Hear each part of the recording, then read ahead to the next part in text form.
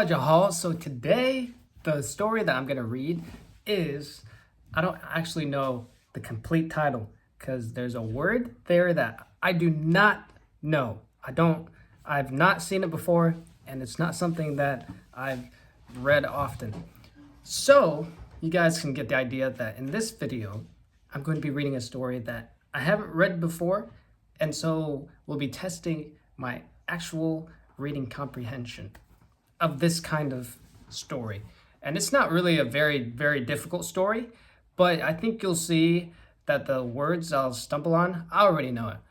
The words that I will stumble on are going to be the words that aren't often used in everyday language, or they're going to be measure words.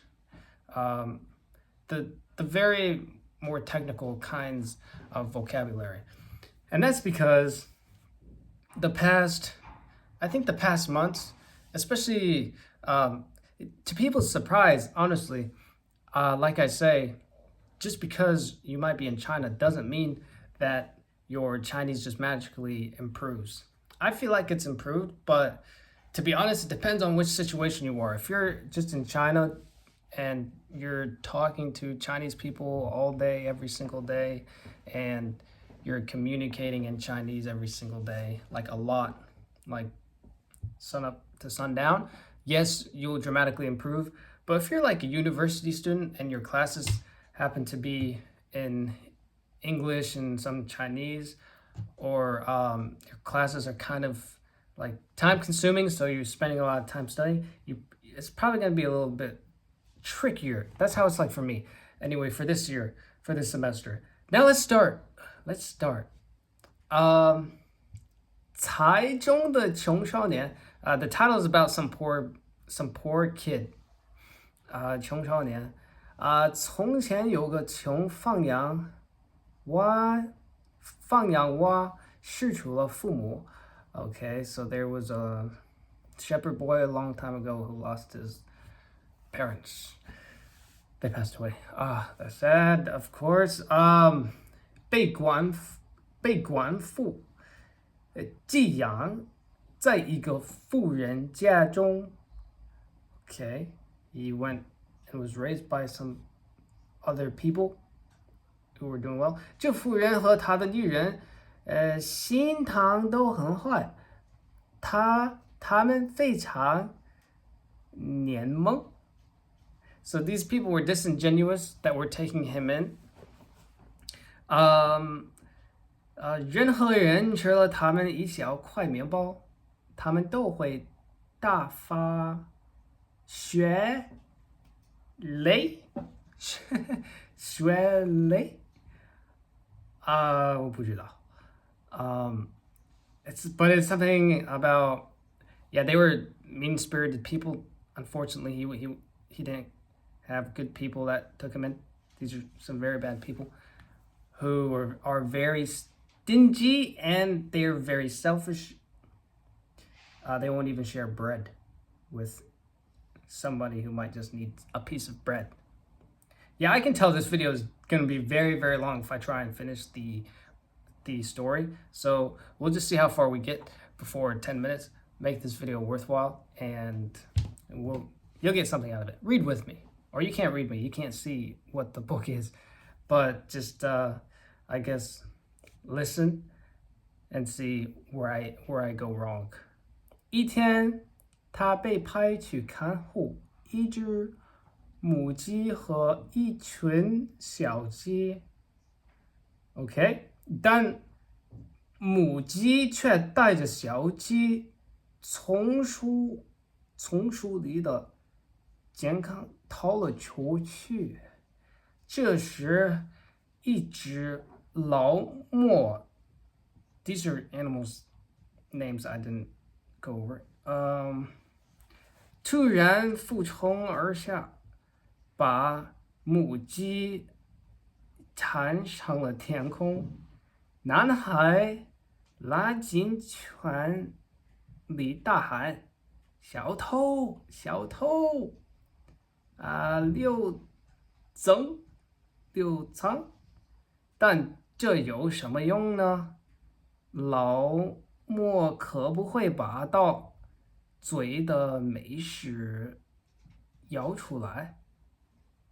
Okay, so he was looking over some of the chickens, and the chickens, they were taken by a bigger bird.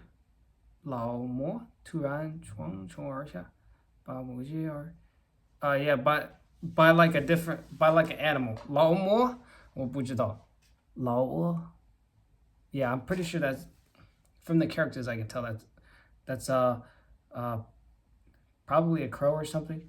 I don't know. This is why I got to go over my vocabulary. Trust me, I will do that. 妇人信声赶来，发现母鸡不见了，非常生气，朗朗地打了男孩。啊，真的吗？一记男孩2天都不能动弹，接下来这男孩就得照管好这些没有妈妈的小鸡了。Okay, so when the people that took him in, when his like step family or this couple that was like really mean, when they heard like him telling whoever stole the whatever animal stole the chickens, like, come back, you little thief. When they heard all that, they came out, and then they saw that the chickens were gone, and so they beat the kid. Dang, dude, they beat the kid. Yeah, and then he had to take care of the little chicks that were left over after the hen, their mother got taken. She went gone.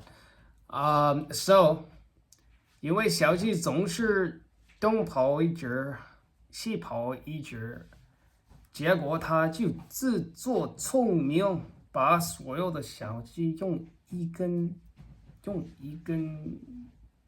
指节子圈在一块，这样老莫就压不走任何一只了。So he found out some kind of smart method to gather the chickens, because they were always running back and forth in different directions. 但他这样做实在是大错特错了。但他这样做实在是大错特错。Oh, but the way that he did this was actually a mistake, because 那2天中他东奔西跑，又累又饿，所以看鸡的时候一不小心就睡觉了。老魔又来了，把一堆小鸡全部掐走，然后停在树上吞吃着小鸡。那个妇人正巧在这时刚回家来，目得了直男的发生，定时怒火中烧，又毫不留情地狼打了那男孩一顿，以及男孩好几天不得不躺在床上不能动弹。So apparently, what happened is that this kid he gathered the chickens in one spot, and then they were like in a safe spot, but then he made the mistake of not looking again at one point, and he went to sleep, and then the Lao Mo. Listen, no, we're finding out what the heck this animal is. This thing came back and then ate all the chickens that were left, and then the kid got beat again. and he was on his bed because he couldn't move. He was like grounded. But dang, this is not good. I don't know. Well, we can't finish the rest of it because I can't make a long video this evening. But, hopefully this kid gets a better treatment, I mean, hopefully he's in a better situation the next time we meet, the next time we read.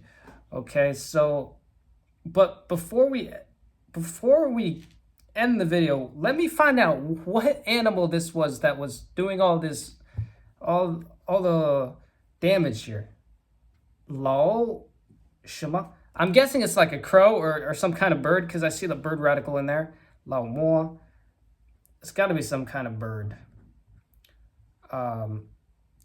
Crow or hawk. Let's find out. Lao Mo. Let's put it in Pleco. If you guys don't know, let me plug in Pleco. Pleco is a very useful Chinese. Come on. Very useful Chinese dictionary. Lao Mo. Who are you?